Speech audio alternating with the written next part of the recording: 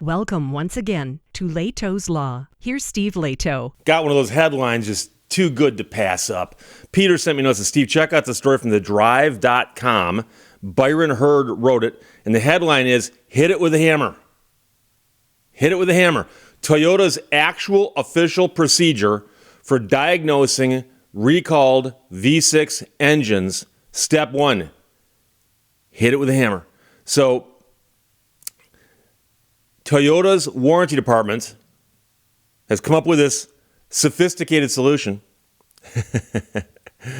Actually, their engineers have, to test Toyota and Lexus trucks for the potentially catastrophic engine defect that's prompted a massive ongoing recall campaign covering more than 250,000 trucks and SUVs. Now here, in this case, the hammer is a tiny plastic hammer built specifically for the purpose of creating a vibration that can be measured in a controlled environment.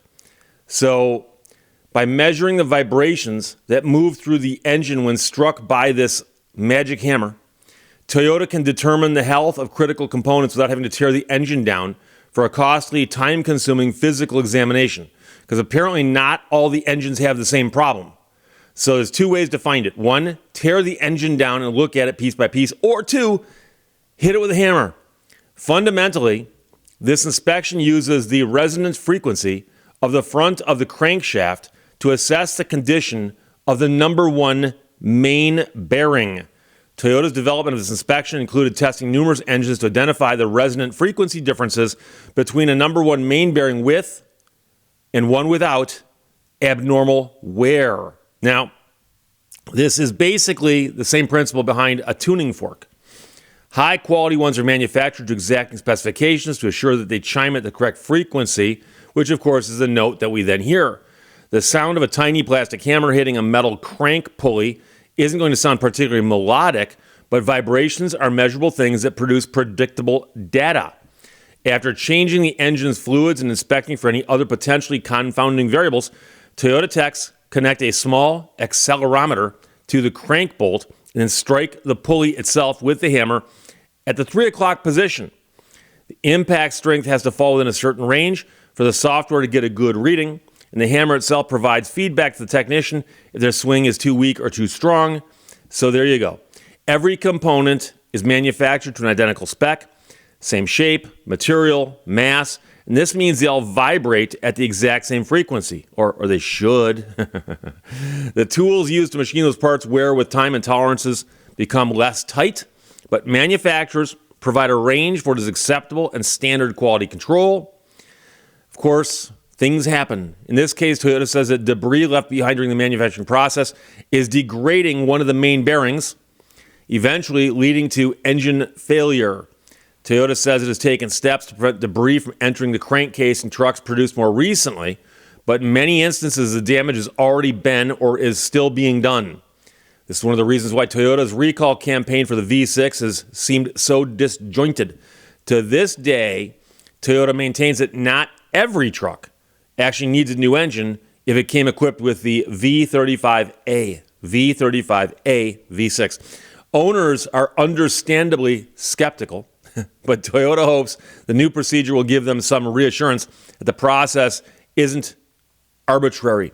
By measuring the frequencies transmitted through the engine, Toyota can tell how much main bearing number one has degraded. When combined with the software analysis of the truck's service life, Toyota techs will be able to tell with a reasonable degree of certainty whether a given engine is a goner. The question is, how accurate is this? So Toyota developed this remedy to be effective in identifying if the engine needs to be replaced in a covered vehicle. That's Toyota's rep speaking. Using an inspection software, dealers will evaluate the number one main bearing and collect available vehicle drive data to confirm the condition of that bearing.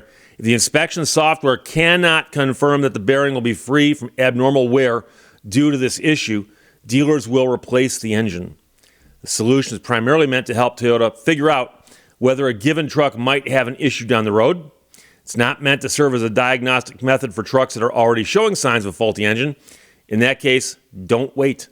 Owners of vehicles experiencing any symptoms, such as engine knocking, rough running, or no start, should contact their Toyota or Lexus dealer. That's a spokesperson talking. So it's kind of funny, but it makes complete sense. It's just that the headline does draw your attention. And it reminds many of us about back in the old days when occasionally a starter solenoid would go bad and you could still get the car to start by tapping it with a hammer. Tap it with a hammer. And there's something funny about the concept of car won't do anything when you turn the key. Oh, climb down there and tap this with a hammer while I do this, or vice versa. You do this and I yell, hit it, and tap it with a hammer, and suddenly it works. And why does it work? No one knows. Actually, they do know. But I'm not going to get heavily into it because, quite frankly, that's not what this show is about. This show is about cars and the law and things in the news that are interesting involving the above. And quite frankly, I just love that headline, hit it with a hammer. And that's the manufacturer speaking to their mechanics. But it's not a big old monster sledge. It is a specifically designed hammer that's been designed to create a certain vibration when tapped on just the right spot of the engine. And if it works, hey, it's great. What a great idea. You know, it saves the teardown because simply looking at the number one main bearing is easier to say than it is to do. Now, I can tell you that I know somebody's got some very, very old, expensive cars, and some of them have old, kind of finicky carburetors. And one day, my friend was going to take me and some people I know for a ride in his car.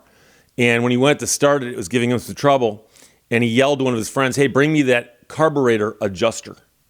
And the guy came walking over the ball-peen hammer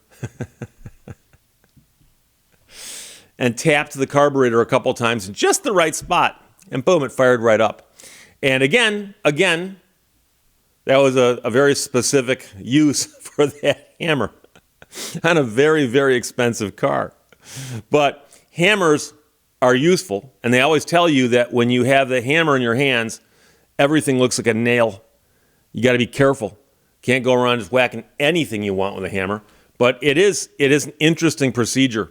And what's neat about this is that somebody at Toyota sat down and said, is there some way we can determine whether that number one crank main bearing is bad without a full teardown? Is there some way we can do that?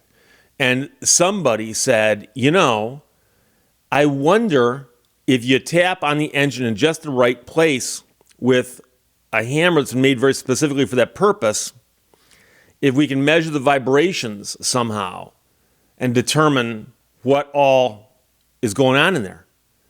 And presumably they did some experimentation and got it to work. And by doing it that way, they just saved a ton of warranty money. Because if it had required a teardown, that would be crazy. Especially when they tear your engine down and go, oh, you don't have the problem. We'll put your engine back together again for you. Of course, while you've got it apart, you may as well put in a new number one bearing, right? But I've mentioned before that I had a car years ago that was subject to a recall according to the postcard I got in the mail. And they said, you might have a bad water pump. So they said, bring this card and the car into a dealership and someone will let you know. So I made an appointment. The guy goes, oh, where's the car parked? And I point, and the guy walks over there. We pop the hood. He looks in like this. He goes, you're good. That's it. And that was the entire action required by the recall. And I said, I'm just curious, what were you looking at? And he goes, I was looking at some numbers on the water pump because we know which batch of water pumps was bad. We just don't know which cars by VIN they were installed in. So we know roughly the range in which these water pumps were installed. So any car within this range of VINs could have that water pump, but not all of them. And your car doesn't have it. So you're all set. And I was happy because I'd rather not have to leave it there while they take stuff apart. Although the water pump's not that big of a repair. I understand that. But the point simply is that it's one thing if every single vehicle in a run, whether the entire run of the car or just within a certain time frame, if they all have the same problem. You'll recall I did one a couple years ago, a story about vehicles coming down an assembly line and somebody had set the torque wrench to the wrong specs. And so that there was a cable that went to a lever that the cable was put together and held in place with screws and nuts, bolts and nuts, and the nuts hadn't been torqued down adequately. And they figured out it happened during one shift. Like somebody made the mistake of setting it wrong for one shift, and somebody caught it at the end of the shift. And later on, they realized this, and so they had to bring in all of these vehicles that were made during one shift to have that cable tightened, have the nuts tightened. And so it's real strange how they can figure these things out. And once they do figure them out, great. But if they got a situation where any of these engines could have this problem, but the only way to know is to understand the condition of the number one main bearing. And it's kind of hard to get to. It's not something you can pop the hood and see. So it's a great story. Peter, thanks for sending that. Byron Hurd wrote that for thedrive.com, and thedrive.com puts out some fantastic work. Please check them out. Hit it with a hammer. Toyota's actual official procedure for diagnosing recalled V6 engines. Questions or comments? Put them below. Others. Talk to you later. Bye-bye. And there you go, an entire video without a single cut. What do you think of that? Bye-bye. Thank you for watching Lehto's Law. A truly happy person is one who can enjoy the scenery while on a detour.